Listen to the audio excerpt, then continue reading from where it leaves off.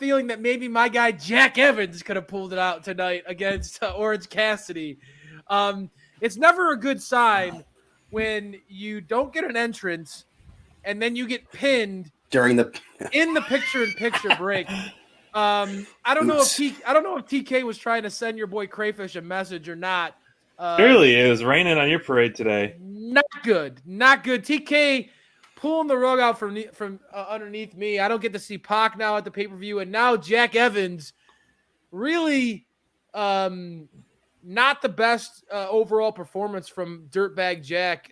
He did not look to be the Jack Evans that I've grown used to, a guy that I've kind of been trumpeting some support for. I think Dirtbag Jack Evans at his best can be an incredible high flyer and a really funny and engaging dirtbag heel.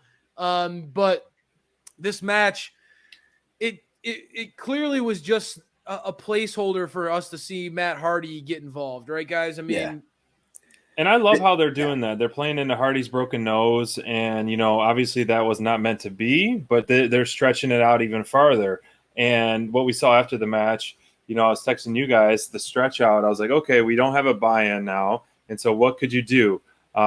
Put guys that will give you pops. Obviously Dark Order's not on there, but you put it Best Friends, Orange Cassidy, one of the top baby faces, and Jurassic Express. I mean, that is going to start the show huge with HFO. Absolutely. And I think it fits so perfectly. And I mean, we've said it before, Private Party and Best Friends, Private Party and Jurassic Express, those guys will put on some great matches too. So these four teams intertwined, if you start throwing some matches throughout, adding obviously TH2 is going to be some fun. I hate to even say the mid-card tag team because I don't like using those words. It's fair to say. I mean, sub-feuds at tag team. But, I agree with you about the Rob and the entrance. But, I've noticed how on Rampage is doing that.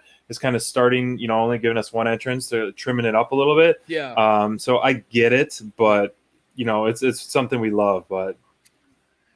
Yeah, it's part of getting you hyped up for the match. I think this one really never got off the ground for me personally. Jack Evans was a little bit hot early, and then it kind of became a comeback, and then it was over during the commercial. And I was like, okay, well, the match itself was just a template for the story afterwards. Obviously, setting up the big match that we're going to see on Sunday, where we're going to get to see, all these teams going up against HFO, which it's about time, right? I mean, these guys are controlling half the locker room. So it's about time somebody teams up and decides, okay, enough, Matt Hardy. You gotta calm down. We gotta delete your group a little bit. I like it. I do too. I think it's a good setup. I think it'll be a fun match. I'm glad we're going to be there live to see it. Definitely. Because that's going to be a slobber knocker, as good old JR likes to say. Those guys are going to go back and forth. So I wonder if Matt Hardy's going to wear his broken mask over his nose. I can't say enough about Matt Hardy right now, man. Oh, he's great. I'm thoroughly impressed by what this guy you could tell, man. This guy he loves the business. That's it. Yeah. He loves he wouldn't be happy doing anything else. This is his dream. This is his life. He loves wrestling. He's loved it since he was a kid, and he's living out his dream even to this day. And for him to power through that broken nose last week, and I think Orange Cassidy versus Matt Hardy, broken face, man. Orange Cassidy versus Matt Hardy, that's kind of a cool, fun kind of character vibe to it. Both guys are, Matt Hardy's an absolute unique pro, both unique characters. And it gives us an opportunity, like you said, Bonds. We get a chance to see Private Party get a little shine on the pay-per-view. Get to see our Jungle Boy and Luchasaurus. I know SPD is a happy guy over there.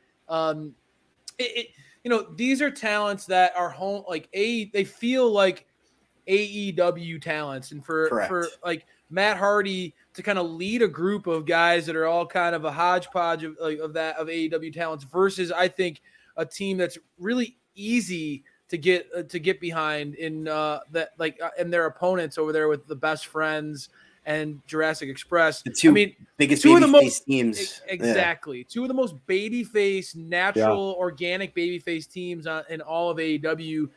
Just absolutely over with the crowd. This one's gonna be an opportunity to get the fans just happy and get to see. This will come on after Jericho retires. There you go. Make SVD happy.